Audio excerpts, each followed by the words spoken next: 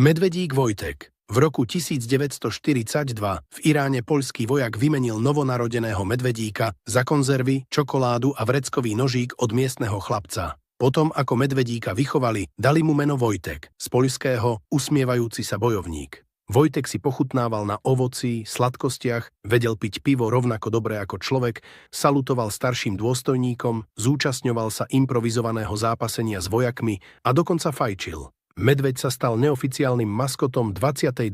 zásobovacej roty delostrelectva a bol dokonca oficiálne zapísaný do jej zoznamu. Vojtek spolu s poľskými vojakmi prešiel cez Sýriu, Palestínu a Egypt, až sa dostal do Talianska, kde sa zúčastnil bitky pri Monte Cassino. Na prekvapenie všetkých, medveď pristúpil k nákladnému autu, z ktorého vojaci vykladali muníciu, natiahol pred seba laby a požiadal, aby mu dali debnu. Vojtek opatrne pomáhal vykladať delostrelecké náboje, ani jeden neupustil.